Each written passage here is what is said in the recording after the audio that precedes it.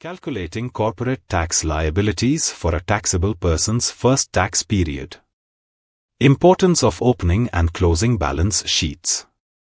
To accurately determine the corporate tax liabilities for the first tax period of a taxable person, it is essential to establish both an opening and a closing balance sheet. Specifically, the opening balance sheet for the first tax period should reflect the closing balance sheet as of the last day of the taxable person's financial year that immediately precedes the commencement of the first tax period. In cases where no accounts were prepared for the preceding financial year, a closing balance sheet must be prepared.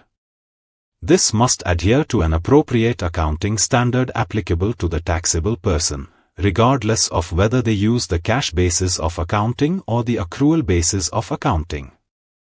Transitional adjustments under Ministerial Decision No. 120 of 2023.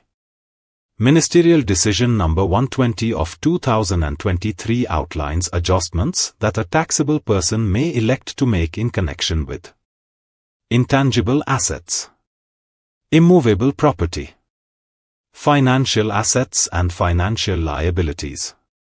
These adjustments, which must be elected upon submission of the taxable person's first tax return, are irrevocable except under exceptional circumstances that require the approval of the Federal Tax Authority, FTA. Special provisions for immovable property. When it comes to immovable property owned by a taxable person before the start of their first tax period, if such property is recorded on a historical cost basis in the financial statements, the taxable person has the option to elect adjustments to their taxable income to ensure that only gains accruing during the corporate tax period are taxed. Two methods are available for determining the gain to be excluded. 1. Time apportionment method. 2. Valuation method. The valuation method explained.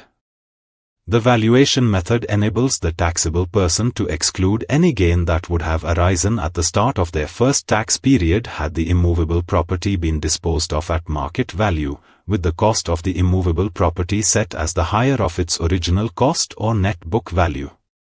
This requires determining the market value of the immovable property as of the start of the first tax period, as stipulated by Ministerial Decision No. 120 of 2023.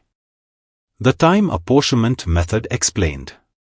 Alternatively, the time apportionment method allows the taxable person to exclude a portion of the total gain based on the proportion of time the immovable property was owned prior to and after the start of the first tax period. Special considerations for intangible assets and financial assets liabilities. For intangible assets, any apportionment of gains or losses must be done using the time apportionment method. For financial assets and financial liabilities, apportionment is based on valuations at the start of the period when such assets or liabilities first fell within the scope of corporate tax. Practical examples. Example 25, Valuation method.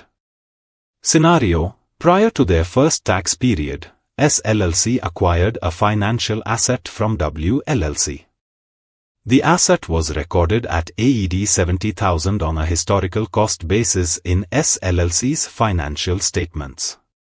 As of the beginning of their first tax period in June 2023, an independent expert valued the asset at AED 100,000.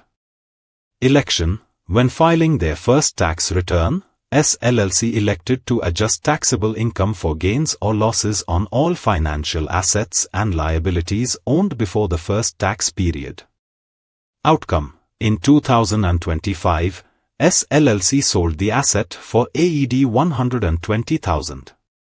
By choosing the valuation method, S LLC only needs to recognize a gain of AED 20,000, AED 120,000, AED 100,000, rather than the full gain of AED 50,000, AED 120,000, AED 70,000. Example 26, Time apportionment method. Scenario: G LLC, a property developer, purchased a property in Dubai on 1 June 2022 for AED 2 million and recorded it at historical cost.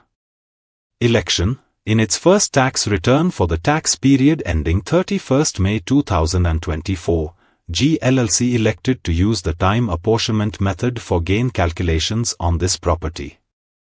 Outcome. On 1 June 2024, GLLC sold the property for AED 3,500,000. Given that the property was owned for a total of 2 years, 1 year before and 1 year during the taxable period, half of the total gain is excluded. Thus, GLLC recognizes a gain of AED 750,000 for corporate tax purposes, representing the gain attributable to the period from 1 June 2023 to 1 June 2024.